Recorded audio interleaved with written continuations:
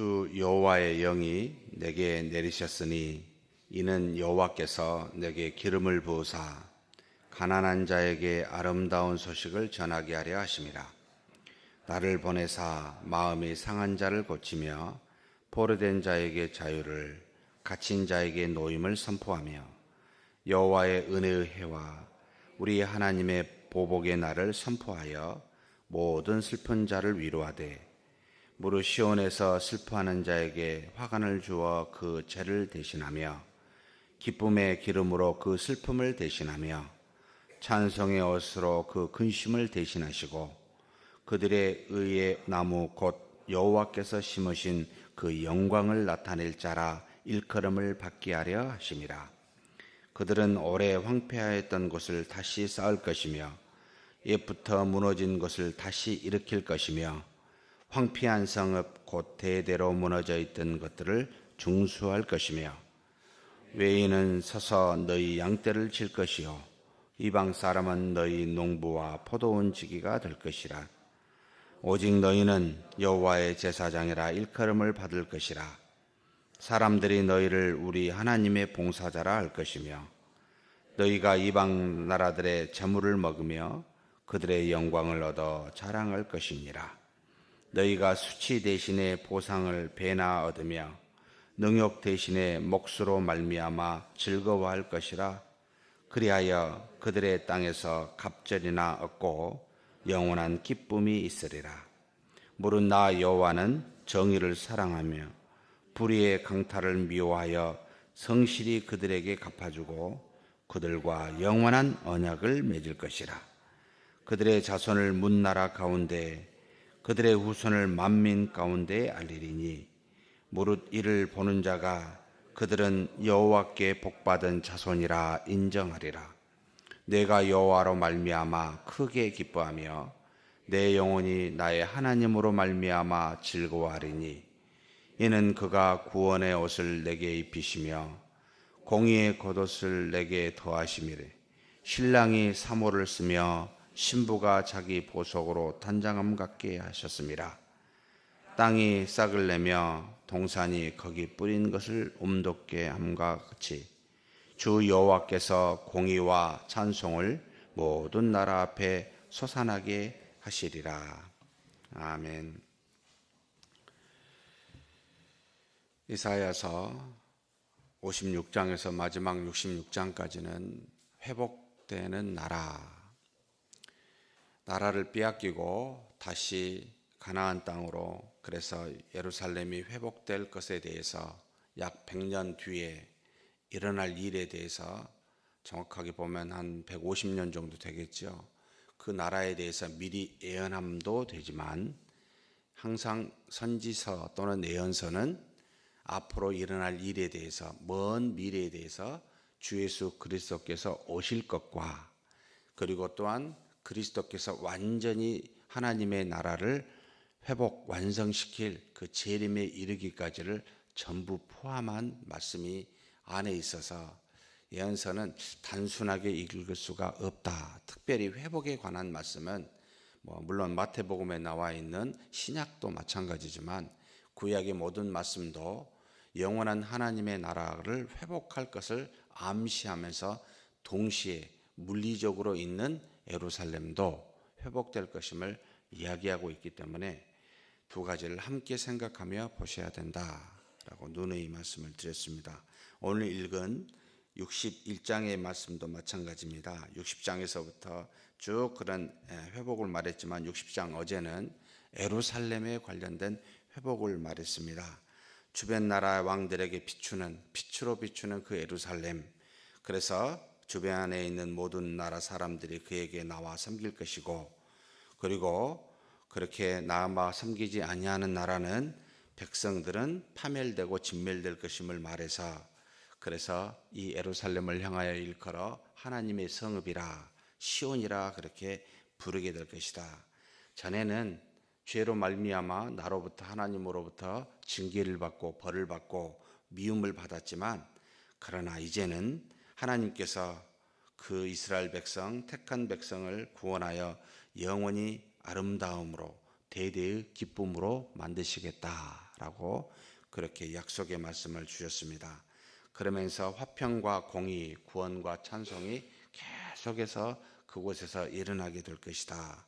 그러면서 물리적인 낮의 해와 밤의 달보다 하나님께서 영원히 비추심으로 너희에게는 결코 더 이상 어둠이 있을 수 없을 것이다.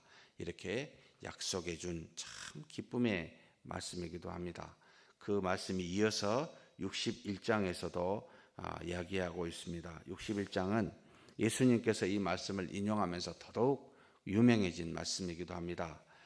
마태, 마가, 누가에서 말하지만 정확하게 누가복음에서만 4장 16절 17절에서만 이 이사야서 61장 1절에서부터 3절까지의 말씀을 인용하고 있습니다.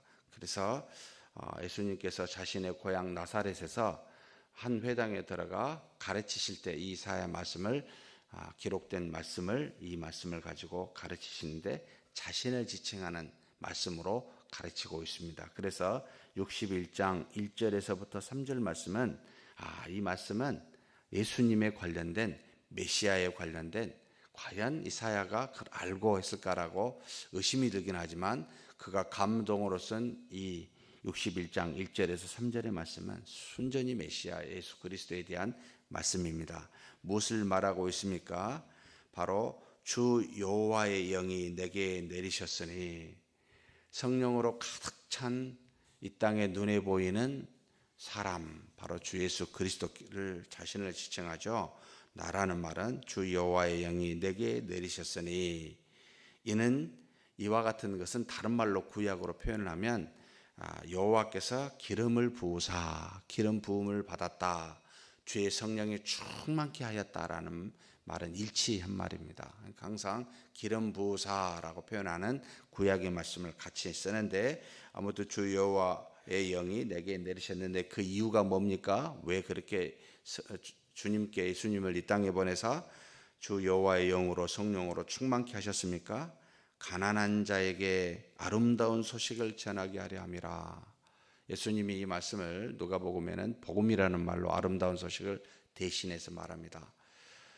주 여호와께서 영을 자신에게 내리셨는데 가난한 자에게 복음을 전하게 하시려고, 아름다운 소식을 전하게 하시려고 보내셨다 이 말입니다. 그렇게 충만케 하셨다 이 말입니다. 가난한 자는 누구를 말합니까? 죄로 말미암아 그 죄를 애통하는 모든 사람을 말합니다.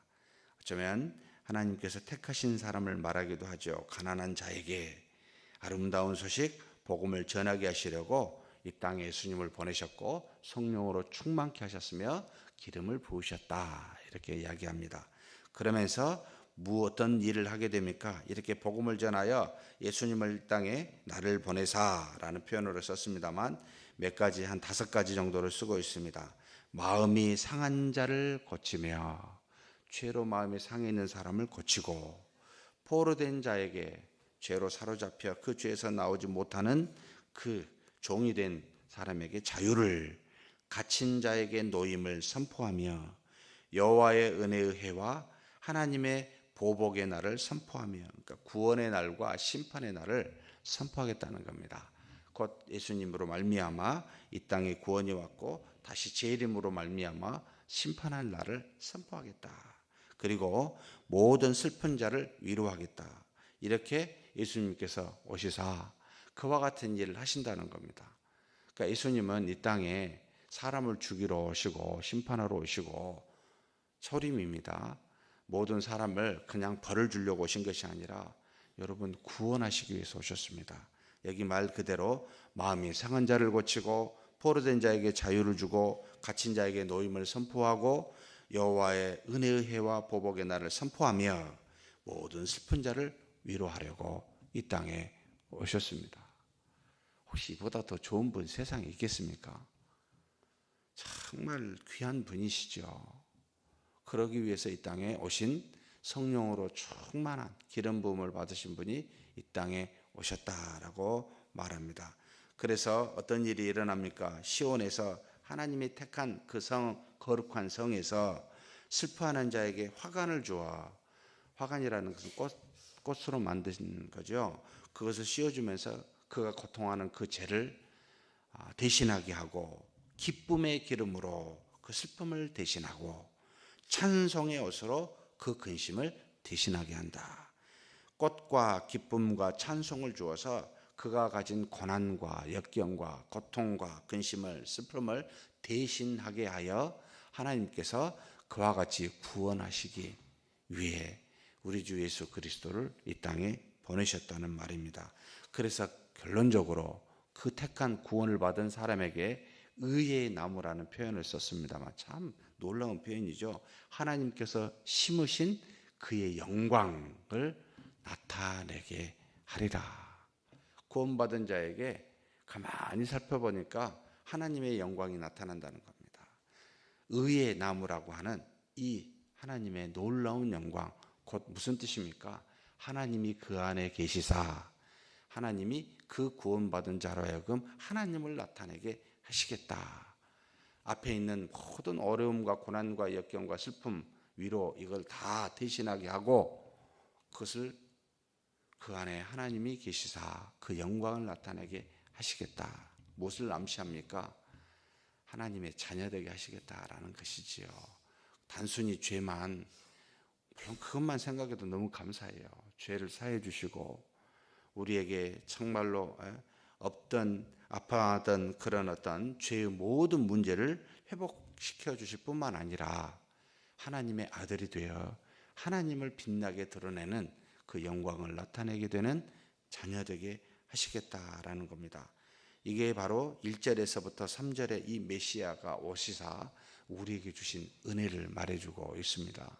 이걸 우리는 지금 현재 성취되어 경험하고 있습니다. 여기는 지금 예언의 말씀인데요. 그러면 정확하게 2700년 전입니다. 2700년 전의 말씀을 우리는 지금 성취된 것을 경험하고 있습니다. 놀라운 일입니다. 그러면서 4절에서부터 9절에 회복될 자, 구원받은 자에 대해서 좀 더 자세하게 표현하고 있습니다. 황폐하고 무너진 것을 다시 쌓을 것임을 말하면서 죄로 인한 사망으로 있는 우리에게 다시 생명으로 회복할 것을 말씀하시고, 외인과 이방 사람들이 너희의 농부와 포도원지기가 될 것임을 말하면서 이방인이 너희의 주인이 아니라 다시 이제 종이 될 것임을 가르치고 있습니다.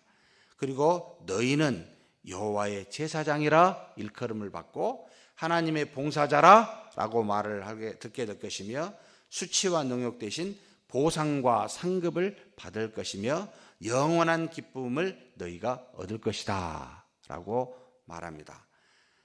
사랑하는 성도 여러분, 우리는 여호와의 제사장입니다. 무슨 말입니까? 누구든지 그리스도와 같이, 구약의 제사장과 같이 다 하나님께 직접 나갈 수 있는 존재가 되었습니다. 누구를 통해 대신해서 하나님께 나갈 수 있는 것이 아니라 그리스도로 말미암아 구원받은 우리는 직접 하나님을 아버지라고 부르면서 직접 그분께 말할 수 있고, 하나님은 직접 우리에게 나타나사 구원에 이르게 하실 뿐만 아니라 응답하사 모든 것을 살피시고 직접 우리에게 그 역사를 이루신다는 말입니다. 그래서 하나님과 우리 사이에는 그리스도께서 길이 되었기 때문에 누구든지 어디서든지 어떤 상태든지 나갈 수가 있고 하나님도 우리에게 오실 수가 있게 되었습니다. 제사장입니다. 또 뭐라고 부릅니까? 하나님의 봉사자라는 말입니다. 우리는 이 땅에서 다른 일을 하는 것이 아니라 하나님을 섬기는 봉사자들입니다. 그분을 믿는 믿음의 사람들, 그 기쁨과 영원한 은혜를 누리지만 하나님을 섬기며 하나님께 봉사하는 가장 세상에서 귀한 직분을 갖고 있는 하나님의 봉사자라고 이방 사람들이 우리를 그렇게 부를 거라는 겁니다. 또 뭘요? 수치와 능욕 대신에 뭘 받습니까? 이 땅에서 보상과 믿음의 삶을 살면 하나님 주신 풍성한 은혜가 있기에 여러분 2배의 보상을 받습니다. 그 이상을 받습니다. 그것뿐만 아닙니다. 하나님의 나라에 가서도 여러분 영원히 썩지 아니할 상급을 받습니다. 영원한 기쁨을 받습니다. 얼마나 귀한 것들입니까?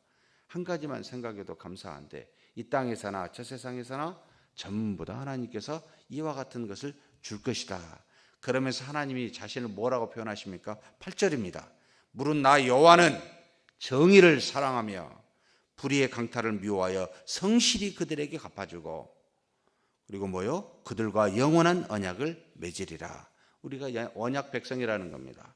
우리 안에서 정의롭게 행하시겠다는 겁니다. 그래서 하나님은 불의의 강탈을 미워해서 그렇게 행하는 사람에게 반드시 성실하게 갚아준다는 겁니다. 절대로 놓치지 않으신다는 겁니다. 전지전능하신 신이시라는 말이지요. 택함을 받은 우리는 하나님이 우리 안에서 정의를 행하여 언약 백성으로서 영원한 기쁨을 주십니다. 그런 하나님이심을 기억하라 라고 말하면서 뭘 말합니까? 그들의 자손과 후손은 뭇나라 나라와 만민에게 알게 하겠는데 뭐요? 택한 백성의 자손과 후손은 여호와께 복받은 자손이라 라고 알게 할 것이라는 겁니다. 저 세상뿐만 아니라 이 세상에서도요. 왜 그렇습니까? 하나님은 우리와 동행하여 우리에게 세상이 줄 수 없는 평안을 주시고 기쁨을 주시기에, 그래서 우리 보고 바보라고 손가락질하지만 우리는 세상이 가질 수 없는 평안을 갖고 있습니다. 저들은 뭔가 가져야, 얻어야, 뭔가 채워져야 되지만 우리는 하나님이 주시는 그 평안 때문에 굉장히 기쁘고 안정되게 살 수 있습니다. 그런데 어찌하여 믿지 않는 자처럼 이방인처럼 생각하고 행하십니까? 이게 깝깝한 일이겠죠. 하나님 보시기에. 그러지 않았으면 좋겠습니다. 그러면서 10절에서 11절 마지막에 구원함을 받은 백성들을 대신해서 이사야가 마치 구원받은 백성처럼 하나님께 찬송하고 있는 모습이 나타납니다. 내가 여호와로 말미암아 크게 기뻐하며 내 영혼이 하나님으로 말미암아 즐거워하리니. 사랑하는 성도 여러분, 구원받은 자가 행해야 될 가장 기본적이고 가장 본질적인 내용입니다. 뭐요? 여호와로 말미암아 기뻐하고 즐거워하는 겁니다. 세상에 무엇으로 말미암아 기뻐할 수 있습니까? 그게 있다면 있기도 합니다. 잠깐이요. 금방 사라질 것들이라는 겁니다.